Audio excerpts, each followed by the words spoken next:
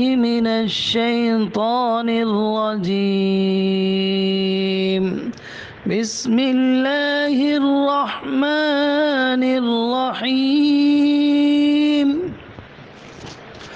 ونوحا إذ نادى من قبل فاستجبنا له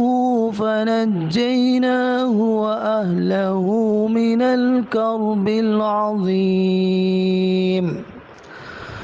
ونصرناه من القوم الذين كذبوا بآياتنا إنهم كانوا قوم سوء فأغرقناهم أجمعين. وداود وسليمان إذ يحكمان في الحرث إذ نفشت فيه غنم القوم وكنا لحكمهم شاهدين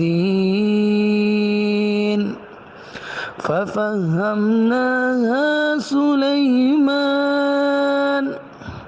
وكلا آتينا حكما وعلما وسخرنا مع داود الجبال يسبحن والطير وكنا فاعلين وعلمناه صنعة لبوس لكم لتحصنكم من بأسكم فهل أنتم شاكرون. ولسليمان الريح عاصفة تجري بأمره إلى الأرض التي باركنا فيها وكنا بكل شيء عالمين. ومن الشياطين من يغوصون له ويعملون عملا دون ذلك وكنا لهم حافظين.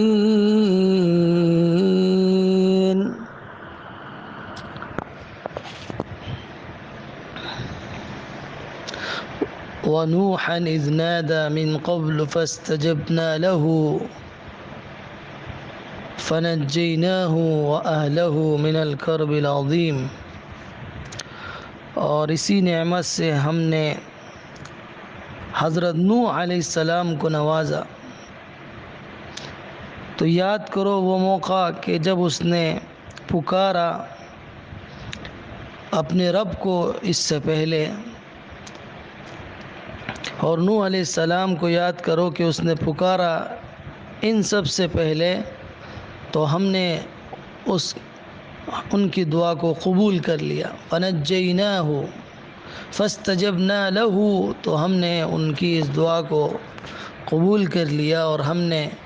اس کو اور اس کے گھر والوں کو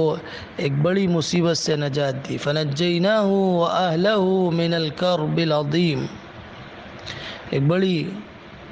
مصیبت سے، بڑی پریشانی اور تکلیف سے ہم نے ان کو نجات دی. وَنَصَرْنَاهُ مِنَ الْقَوْمِ الَّذِينَ كَذَّبُوا بِآيَاتِنَا إِنَّهُمْ كَانُوا قَوْمَ سَوْءٍ فَأَغْرَقْنَاهُمْ أَجْمَعِينَ. اور ہم نے اس کی مدد کی اس قوم کے مقابلے میں جن لوگوں نے ہماری آیات کو جھٹلایا. یقیناً وہ لوگ بڑی بری قوم تھے، تو ہم نے ان سب کو پانی میں ڈبو کر مار دیا، پانی میں غرق کر دیا. وداود وسليمان إذ يحكمان في الحرث إذ نفشت فيه غنم القوم وكنا لحكمهم شاهدين. اور اسی نعمت سے ہم نے داؤد اور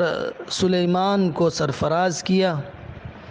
یاد کرو وہ موقع جب کہ وہ دونوں ایک کھیت کے مقدمے میں فیصلہ کر رہے تھے۔ اذ یحکمانی، اس وقت کہ وہ دونوں فیصلہ کر رہے تھے، فی الحرث، ایک کھیت کے مقدمے میں، اذ نفشت فیہ غنم القوم، جس میں رات کے وقت دوسرے لوگوں کی بکریاں پھیل گئی تھی۔ وَكُنَّا لِحُكْمِهِمْ شَاہِدِينَ، اور ہم ان کی عدالت خود دیکھ رہے تھے، یعنی ان کا یہ فیصلہ ہم خود اس کی نگرانی کر رہے تھے، ہم خود اس کو دیکھ رہے تھے، ان کے اس فیصلے کا مشاہدہ کر رہے تھے۔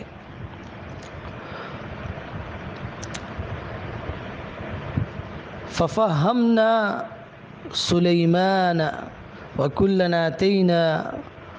حُكْمًا وَعِلْمًا وَسَخَّرْنَا مَعَ دَاوُودَ الْجِبَالَ يُسَبِّحْنَ وَالطَّيْرَ وَكُنَّا فَاعِلِينَ۔ اس وقت ہم نے صحیح فیصلہ سلیمان کو سمجھا دیا۔ فَفَهَّمْنَاهَا، تو وہ قضیہ، وہ مقدمہ، وہ فیصلہ ہم نے سمجھا دیا سلیمان علیہ السلام کو۔ وَكُلًّا آتَيْنَا حُكْمًا وَعِلْمًا، حالانکہ حکمت اور علم ہم نے دونوں ہی کو عطا کیا تھا۔ وَسَخَّرْنَا مَعَ دَاوُودَ الْجِبَالَ، اور ہم نے داؤد کے ساتھ پہاڑوں کو اور پرندوں کو مسخر کر دیا جو تسبیح کرتے تھے۔ وَكُنَّا فَاعِلِينَ، اور اس کام کو کرنے والے ہم ہی تھے، یعنی ہم ہی یہ کام کر سکتے تھے، کسی اور کے بس کی بات نہیں تھی کہ یہ کام کر سکے۔ وَعَلَّمْنَاهُ صَنْعَةَ لَبُوسٍ لَكُمْ لِتُحْصِنَكُمْ مِنْ بَأْسِكُمْ فَهَلْ أَنْتُمْ شَاكِرُونَ، اور ہم نے انہیں زرہ کی صنعت سکھا دی۔ وَعَلَّمْنَاهُ، اور ہم نے ان کو سکھا دی، صَنْعَةَ لَبُوسٍ لَكُمْ، زرہ کی صنعت، لکم، تمہارے لیے، یعنی تمہارے فائدے کے لیے، نفع کے لیے ہم نے ان کو یہ زرہ بنانے کا ہنر سکھا دیا، تاکہ لِتُحْصِنَكُمْ مِنْ بَأْسِكُمْ، تاکہ وہ تم کو تمہاری لڑائی میں بچائے، حفاظت کرے تمہاری۔ فَهَلْ أَنْتُمْ شَاكِرُونَ، تو کیا تم شکر ادا کرو گے؟ وَلِسُلَيْمَانَ الرِّيحَ عَاصِفَةً تَجْرِي بِأَمْرِهِ إِلَى الْأَرْضِ الَّتِي بَارَكْنَا فِيهَا وَكُنَّا بِكُلِّ شَيْءٍ عَالِمِينَ، اور سلیمان کے لیے تیز و تند ہوا کو مسخر کر دیا۔ وَلِسُلَيْمَانَ الرِّيحَ، حضرت سلیمان علیہ السلام کے لیے ریح ہوا، عاصفہ تیز، تند و تیز ہوا کو مسخر کر دیا، تجری بِأَمْرِهِ إِلَى الْأَرْضِ الَّتِي بَارَكْنَا فِيهَا، جو اس کے حکم سے چلتی تھی اس زمین کی طرف جس میں ہم نے برکت رکھی ہے، جس زمین کو ہم نے بابرکت بنایا تھا۔ وَكُنَّا بِكُلِّ شَيْءٍ عَالِمِينَ، اور ہم ہر چیز کو جاننے والے ہیں۔ وَمِنَ الشَّيَاطِينِ مَنْ يَغُوصُونَ لَهُ وَيَعْمَلُونَ عَمَلًا دُونَ ذَلِكَ وَكُنَّا لَهُمْ حَافِظِينَ، اور ان شیاطین کو اس کے لیے مسخر کر دیا جو اس کے لیے غواصی کرتے ہیں، غوطہ لگاتے ہیں سمندر کے اندر، اور اس کے علاوہ بہت سے اہم اور دشوار کام کرتے ہیں۔ وَيَعْمَلُونَ عَمَلًا، اور وہ کام کرتے ہیں شیاطین، اس کے علاوہ بھی بہت اہم کام جو دوسرے لوگوں کے لیے دشوار ہوتے ہیں۔ وَكُنَّا لَهُمْ حَافِظِينَ، اور ہم ہی ان کی نگرانی کرنے والے تھے۔ عزیز طالبات، یہ سورہ انبیاء کی آیت نمبر 76 سے میں نے تلاوت اور اس کا ترجمہ شروع کیا ہے، اور آیت نمبر 83 تک 83 تک ہم نے اس کی تلاوت اور ترجمہ آپ کے سامنے پیش کیا۔ یہ دو آیتیں جو ہم نے اس سے پہلے آپ کو قرآن کریم کا درس پیش کیا تھا آپ کے سامنے، اس میں یہ آ گئی تھی ترجمے میں، لیکن اس وقت کسی مجبوری کی وجہ سے ہم درس مکمل نہ کر سکے، درمیان سے ہی وہ درس چھوٹ گیا تھا، تو آج پھر ہم نے اس کو وہیں سے آغاز کیا ہے جو رہ گیا تھا۔ تو حضرت نوح علیہ السلام کا تذکرہ ہے، اور پھر اس کے بعد حضرت داؤد اور سلیمان علیہ السلام کا تذکرہ ہے۔ عزیز طالبات، یہاں ایک بات خاص طور سے یاد رکھنے کی ہے، چونکہ انبیاء علیہ السلام کا یہاں تذکرہ چل رہا ہے، ان کی دعاؤں کا تذکرہ اور ان کی قبولیت کا ذکر ہے، تو وہ انبیاء سب کے سب اللہ ہی سے دعا کرتے تھے اور انتہائی شوق اور رغبت اور امید سے دعا کرتے تھے، اور ان کی دعائیں اللہ تعالیٰ قبول کرتا تھا۔ تو یہاں اس بات کی طرف اشارہ ہے کہ جس نے بھی اللہ کو پکارا، خلوص اور للہیت کے ساتھ پکارا، اس نے شرک نہیں کیا ہے اور وہ اللہ سے صحیح امید رکھتا ہے، اپنی بے چینی پریشانی میں مبتلا ہو کر اللہ کو پکارا ہے، تو اللہ تعالیٰ نے دعا کو ضرور قبول کیا ہے۔ تو عموماً انبیاء علیہ السلام کی دعا میں دو پہلو ہوتے تھے، ایک اس قوم کو جس میں وہ ایک عمر گزار چکے تھے اور ہر طرح شہادت حق کا حق ادا کر چکے تھے، اور جس قوم پر حجت پوری ہو جائے اور وہ قوم اپنے کفر و شرک اور دنیا پرستی میں لت پت ہو کر زندگی گزارنے پر ہی مصر رہے، فسق و فجور میں مبتلا رہے اور اسی میں مدہوش رہے، اصلاح کو قبول نہ کرے بلکہ اس سے انکار کر دے، تو اس کی تباہی اور بربادی اور اس پر عذاب کا آنا لازمی ہو جاتا ہے، اور انبیاء علیہ السلام کی دعا کے نتیجے میں ان پر عذاب آتا ہے۔ اور دوسرے یہ کہ اہل ایمان کو اس عذاب سے بھی اور اس قوم سے بھی اللہ تعالیٰ نجات دے دیتے ہیں، اور وہ چونکہ انبیاء اس کے لیے بھی دعا کرتے ہیں تو ان کی دعا کے دونوں پہلوؤں سے قبول ہوتی ہے، یعنی اس قوم کے لیے بھی وہ بد دعا کرتے ہیں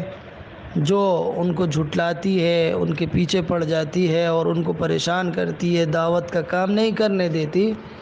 تو ان کے لیے بھی بد دعا کرتے ہیں، اور جو لوگ ایمان لاتے ہیں ان کے ساتھ ان کے ہم نوا ہوتے ہیں، ان کے لیے دعا کرتے ہیں کہ اللہ تعالیٰ اس ظالم قوم سے نجات عطا فرمائے، تو اللہ تعالیٰ ان دونوں پہلوؤں سے ان کی دعا کو قبول کرتے ہیں۔ تو تمام انبیاء علیہ السلام جن کا یہاں تذکرہ ہو رہا ہے، سب اپنے مسئلے کو لے کر اللہ سے دعا کر رہے ہیں اور اللہ تعالیٰ ان کی دعا کو قبول کر رہا ہے۔ تو حضرت نوح نے اس سے پہلے سے مراد حضرت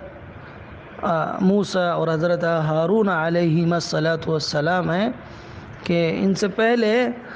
حضرت نوح نے بھی اپنے رب کو پکارا تھا، تو فاستجبنا لہ، تو اللہ نے فرمایا کہ ہم نے ان کی اس پکار کو سنا اور اس کو قبول کر لیا، تو ہم نے ان کو اور ان کے بیوی بچوں کو ایک بڑی پریشانی سے بچا لیا، بڑی آزمائش تھی، بڑی پریشانی تھی، اس سے اللہ تعالیٰ نے ان کو نجات عطا کر دی۔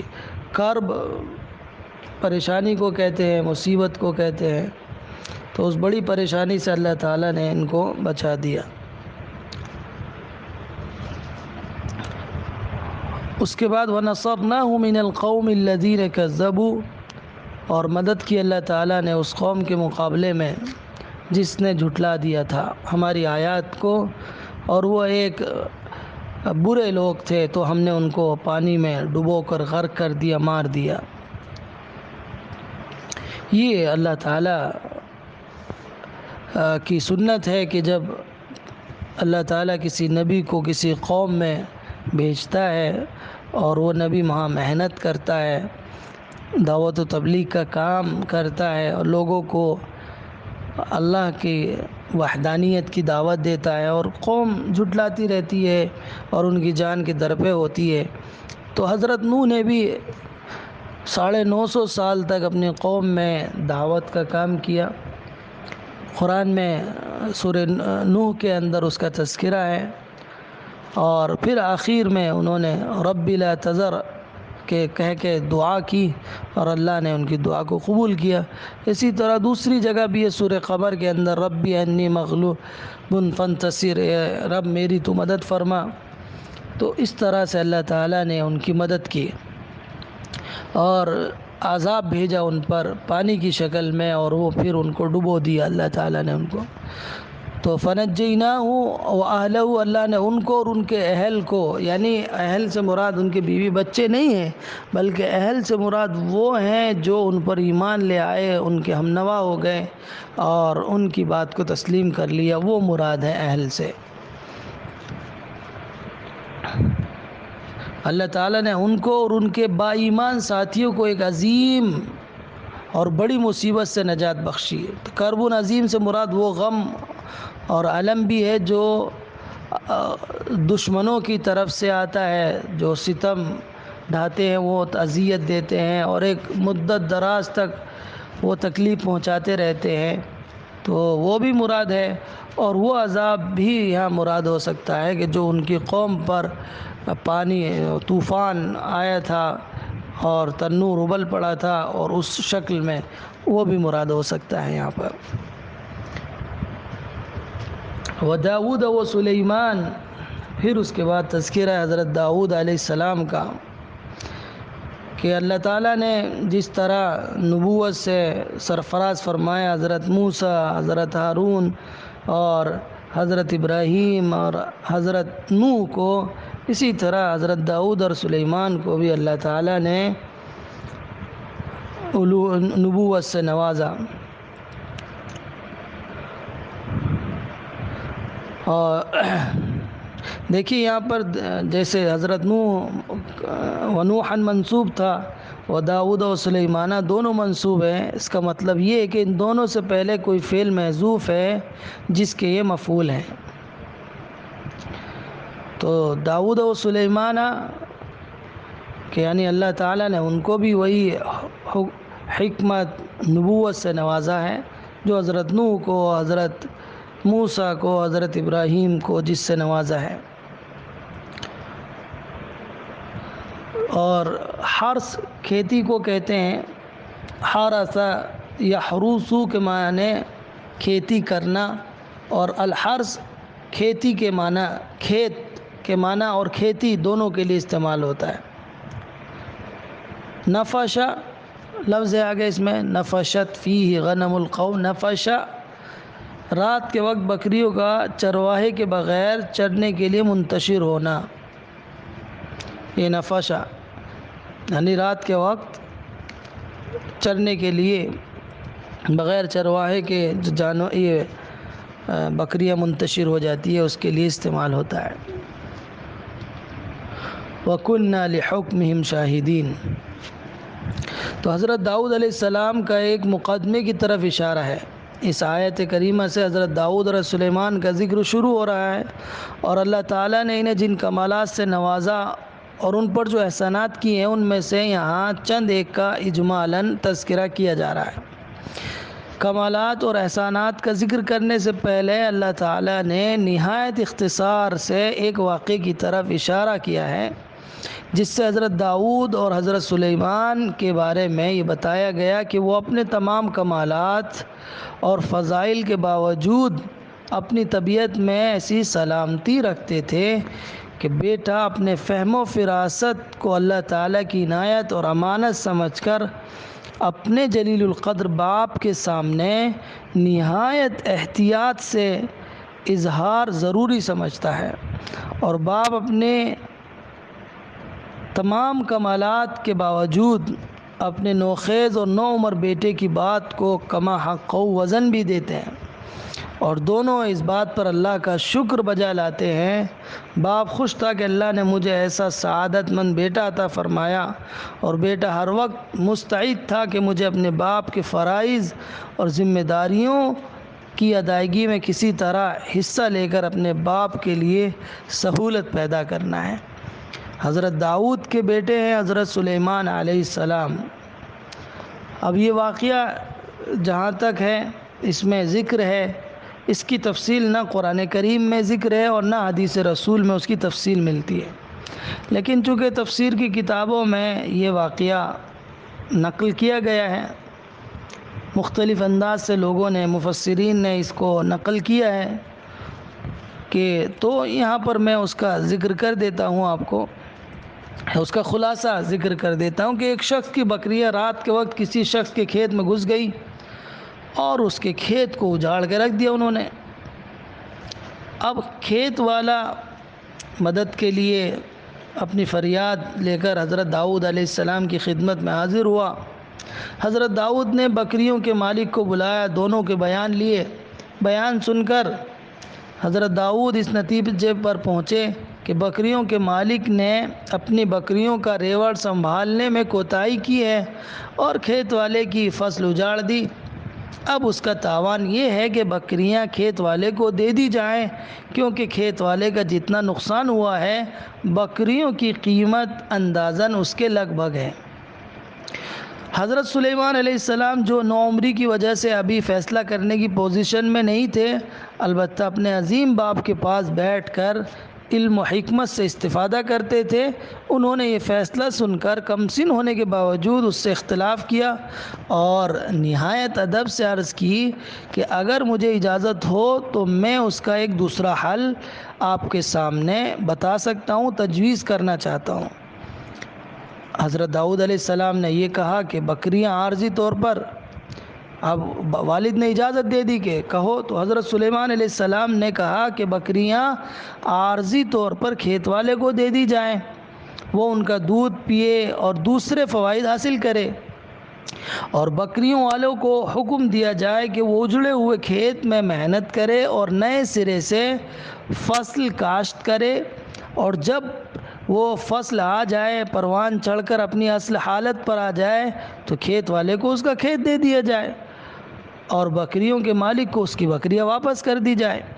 یہ فیصلہ سن کر حضرت داؤد علیہ السلام کو حد درجہ خوشی ہوئی اور اللہ تعالیٰ کا شکر ادا کیا کہ اس نے مجھے ایسا ہونہار فرزند عطا فرمایا۔ تو یہ واقعہ ہے جس کی ڈیٹیل اور یہ مختصر میں نے آپ کے سامنے ذکر کر دیا۔ تو اس واقعے کا جتنی تفصیل جتنا میں نے آپ کو بتایا ہے، یہ نہ قرآن میں کہیں ذکر ہے دوسری جگہ اور نہ ہی کسی صحیح حدیث سے اس کا علم ہوتا ہے۔ مفسرین نے سامنے ان آیتوں کو رکھ کر یہ سمجھا ہے کہ واقعہ اس طرح پیش آیا ہوگا۔ تو اس میں ہمارے لیے بھی سبق ہے کہ ضروری نہیں کہ بڑوں کے ذہن میں ہی مناسب وقت پر مناسب بات آ جائے، چھوٹوں کے ذہن میں بھی مناسب بات آ سکتی ہے، درست بات آ سکتی ہے۔ تو اپنے چھوٹوں کے سامنے بھی کبھی کبھی بڑے مسائل رکھنے چاہیے تاکہ وہ بھی اس میں مشورہ دے سکیں، اور ہو سکتا ہے اللہ تعالیٰ ان کے دل میں کوئی ایسی بات ڈال دے جو بڑوں کے دل میں نہ آ رہی ہو۔ وَدَاوُدَ وَسُلَيْمَانَ إِذْ يَحْكُمَانِ فِي الْحَرْثِ نَفَشَتْ فِي غَنَمُ الْقَوْمِ وَكُنَّا لِحُكْمِهِمْ شَاهِدِينَ۔ ہم ان کے اس فیصلے کا مشاہدہ بھی کر رہے تھے، دیکھ بھی رہے تھے کہ کیا فیصلہ کرتے ہیں۔ تو حضرت داؤد علیہ السلام نے جو فیصلہ کیا اس کا تذکرہ نہیں ہے۔ فَفَهَّمْنَاهَا، ہم نے اس مقدمے اور اس فیصلے کو سمجھا دیا سلیمان علیہ السلام کو، لیکن اللہ تعالیٰ کہہ رہا وَكُلًّا آتَيْنَا حُكْمًا وَعِلْمًا، اور ہم نے ہر ایک کو ان دونوں میں سے، ایسا نہیں ہے کہ فیصلہ ہم نے حضرت سلیمان کو سمجھا دیا تو اس کا مطلب داؤد کے پاس وہ ذہانت و علم اور وہ کمالات نہیں تھے، ایسا نہیں ہے، بلکہ دونوں کو ہم نے حکمت سے، قوت فیصلہ سے نوازا تھا۔ تو یہی ان کا جوہر ہے کہ جس کی بنا پر ہم نے ان میں سے ہر ایک کو حکمت اور نبوت سے نوازا ہے۔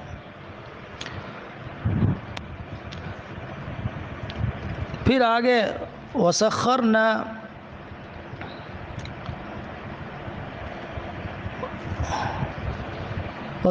مَعَ دَاوُودَ الْجِبَالَ يُسَبِّحْنَ وَالطَّيْرَ،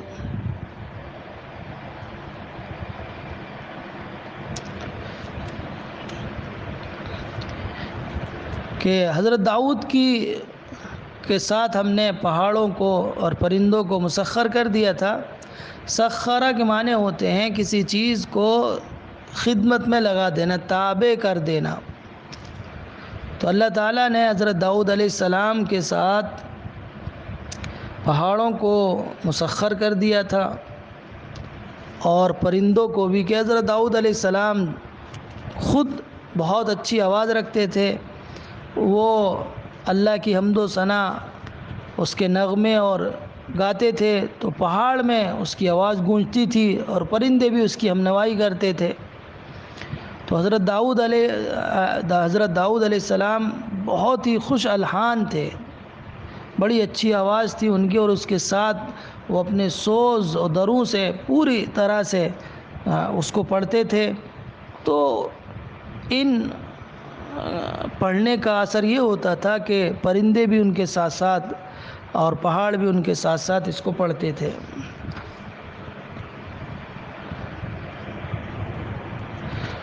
وَكُنَّا فَاعِلِينَ، اور ہم ہی یہ کرنے والے تھے،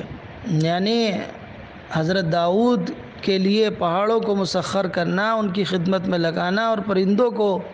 ان کی خدمت میں معمور کرنا، یہ ہمارا کام تھا، ہم ہی کرنے والے تھے، کوئی اور کرنے والا نہیں تھا، کسی کے بس کی بات نہیں ہے، یہ کام کسی اور کے کرنے کے نہیں ہے بلکہ ہمارے ہی کرنے کے تھے، اور ہم ہی ان کے کرنے والے ہیں۔ ہم جس کے لیے چاہیں شجر، حجر، دریا، پہاڑ، چرند پرند، ہر چیز کو اس کے پیچھے لگا دیں۔ تو اللہ تعالیٰ کی یہ نعمتیں کسی کو اس کے اپنے زور اور اقتدار سے نہیں ملتی، بلکہ اللہ ہی کے دینے سے ملتی ہے، کسی کے اقتدار سے یا اپنے کسی اور کمال کی بنیاد پر نہیں، بلکہ اللہ جس کو چاہے اس کو نوازتا ہے۔ وَعَلَّمْنَاهُ صَنْعَةَ لَبُوسٍ لَكُمْ لِتُحْصِنَكُم مِّن بَأْسِكُمْ فَهَلْ أَنْتُمْ شَاكِرُونَ۔ اور یہاں صرف یہ نہیں کہ وہ اللہ کی عبادت گزار تھے کہ راتوں کو اللہ کی تسبیح بیان کرتے اور اللہ کی حمد و ثنا بیان کرتے اور اللہ کی عبادت میں مشغول رہتے، بلکہ وہ رات میں عبادت گزار اور دن کے شہسوار تھے، رات زندہ رکھتے تھے اور دن میں اللہ کے دین کے لیے کام کرتے تھے، تو جنگیں ہوتی تھی، تو اسی لیے اللہ تعالیٰ نے ان کو یہاں زرہ بنانے کی صنعت اور کاریگری کا علم ان کو عطا کی۔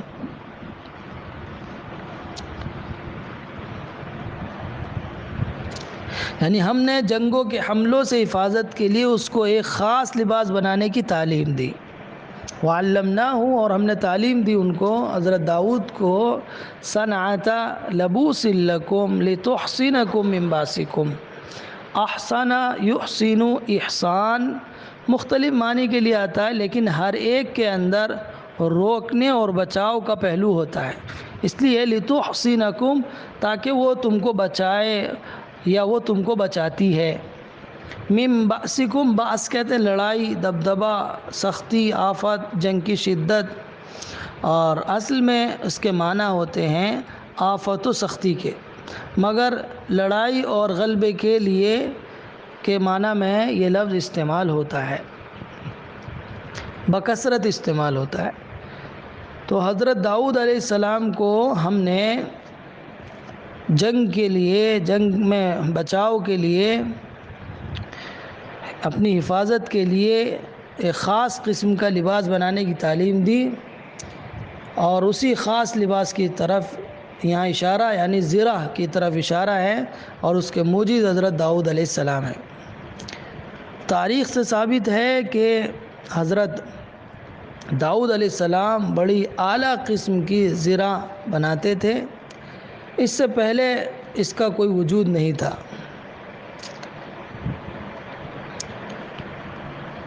فَهَلْ أَنْتُمْ شَاكِرُونَ، کیا تم شکر کرنے والے ہو؟ یعنی اللہ تعالیٰ تمہیں اتنی بڑی بڑی نعمتوں سے نواز رہا ہے، تو کیا اب بھی شکر نہیں کرو گے؟ تو شکر میں حضرت داؤد کی پیروی کی دعوت ہے یہاں پر کہ فَهَلْ أَنْتُمْ شَاكِرُونَ۔ حضرت داؤد کی زندگی کے ان دونوں پہلوؤں کو نمایاں کرنے کے بعد اب یہاں مخاطبوں کو خطاب کر کے سوال کیا کہ کیا اس طرح کے شکر گزار بندے بننے کا حوصلہ تم بھی رکھتے ہو؟ یعنی ہم نے حکمت، نبوت، حکومت اور قوت سب کچھ پا کر سب کچھ عطا کی حضرت داؤد کو، لیکن ان کا حال یہ ہے کہ دین و دنیا کی دونوں ان کے یہاں چیزیں پائی جاتی ہیں، لیکن وہ اللہ کے شکر گزار بندے ہیں۔ کیا تم بھی ایسے ہی اللہ کے شکر گزار بندے بنتے ہو؟ نہ کہ وہ کہ جو لوگ حضرت داؤد علیہ السلام اور سلیمان کی سطوت و عظمت کو گیت تو بہت گاتے ہیں، لیکن دنیا کے پیچھے لگے ہوئے ہیں، دنیا کے کتے بنے ہوئے ہیں۔ تو فہل انتم شاکرون، تو کیا تم اللہ کے شکر گزار بنتے ہو؟ یعنی ان نعمتوں کا تقاضا تمہارے اوپر یہ ہے کہ تم اللہ کی نعمت کا حق ادا کرو، اس کے شکر گزار بندے بنو۔ یہاں اس سے دو مسئلے اور ثابت ہوتے ہیں کہ ایک، دستکاری سے معاش حاصل کرنا یہ مطلوب ہے۔ دیکھیے دستکاری سکھائی نا، تو کوئی بھی کام، جائز کام سیکھنا اور اس سے اپنے معاشی حالات درست کرنا، اپنی اکانومی مضبوط کرنا، اپنے کھانے پینے کا نظم کرنا، یہ بات پتہ چلی کہ اس لیے کہ حضرت داؤد علیہ السلام بھی زرہ بناتے تھے، تو اپنے ہاتھ سے کام کرنا انبیاء کی سنت ہے۔ تو اسباب کا استعمال کرنا،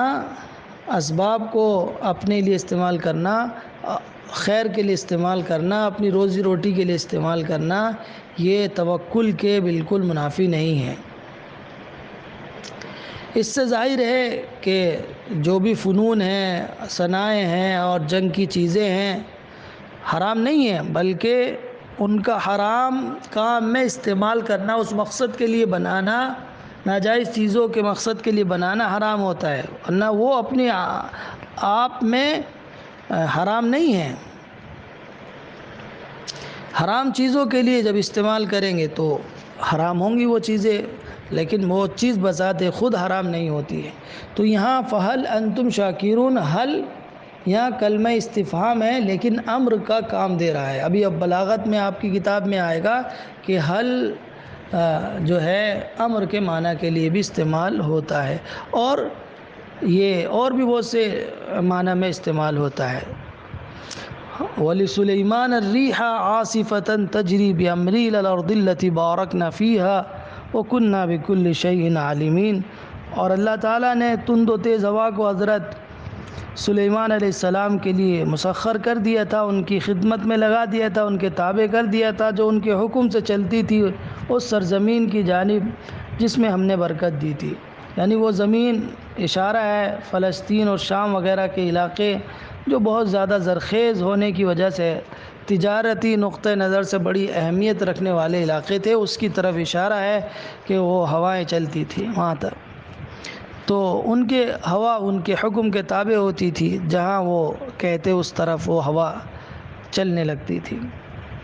وَكُنَّا بِكُلِّ شَيْءٍ عَالِمِينَ، اور ہم ہر چیز کے بارے میں جانتے ہیں، یعنی کس چیز کو کس کے لیے دینا ہے، کب دینا ہے، کس طرح دینا ہے، یہ سب ہم جانتے ہیں، کوئی دوسرا نہیں جانتا ہے، ہم اس کا علم رکھتے ہیں، دوسرا کوئی اس کے اندر کوئی رول ادا نہیں کر سکتا۔ یعنی اللہ تعالیٰ نے جو کچھ دیتا ہے، اللہ تعالیٰ جس کو دیتا ہے وہ اللہ کا کرم ہے، اللہ کا فضل ہے، وہ اس کی خود اپنی اس کے اندر کوئی عمل دخل نہیں ہے۔ تو بہت سے لوگ اس مغالطے میں ہیں اور نادانی میں مبتلا ہیں کہ وہ لوگ جو اپنے خزانوں کی کنجیاں پکڑ کر اور بیٹھ رہے ہیں اور لوگ چاہے اور وہ بہت سی چیزیں بنا رہے ہیں، تحقیقات کر رہے ہیں، تو وہ یہ سمجھتے ہیں کہ ہمارا کام ہے، ہم نے یہ ایجاد کی ہے، ہماری کامیابی ہے اور ہماری اپنی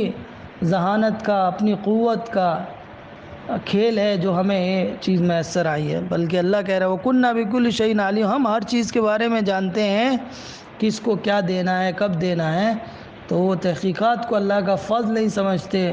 جو قدم بھی اٹھاتے ہیں وہ اپنی ہی منمانی کے لیے اور اپنی عمل کے لیے اٹھاتے ہیں۔ تو جب اللہ کا فضل نہیں سمجھتے تو وہ اللہ کے شکر گزار بھی نہیں ہوتے ہیں۔ وَمِنَ الشَّيَاطِينِ مَن يَغُوصُونَ لَهُ وَيَعْمَلُونَ عَمَلًا دُونَ ذَلِكَ، اور شیاطین میں سے بھی اللہ نے ان کے لیے مسخر کر دیے تھے حضرت سلیمان علیہ السلام کے لیے، اور شیاطین سے مراد یہاں شیاطین جن ہیں، جن کو حضرت سلیمان علیہ السلام نے مسخر کر رکھا تھا، اللہ نے ان کے لیے تابع بنا دیا تھا ان کو، اور وہ جن ان کے لیے بہت سے کام کرتے تھے۔ وہ دوسری جگہ قرآن میں مذکور ہے کہ وہ ان کے لیے سمندر سے ہیرے جواہرات نکالتے ہیں، موتی نکالتے ہیں، سمندر میں غوطہ لگا کر سمندر کی دولت وغیرہ فراہم کرتے ہیں، اور بہت سے دوسرے کام بھی کرتے ہیں۔ تو اس طرح کے مفسد عناصر کو مسخر کر کے انسانیت کی مفید خدمت میں استعمال کرنا حضرت سلیمان علیہ السلام کا ایک عظیم کارنامہ تھا۔ تو یہ وَمِنَ الشَّيَاطِينِ مَن يَغُوصُ غَاصَ يَغُوصُ، سمندر میں غوطہ لگانا، کہ شیاطین میں سے ہی بہت سے ایسے تھے کہ جو ان کے لیے سمندر میں غوطہ لگاتے تھے اور اس کی چیزیں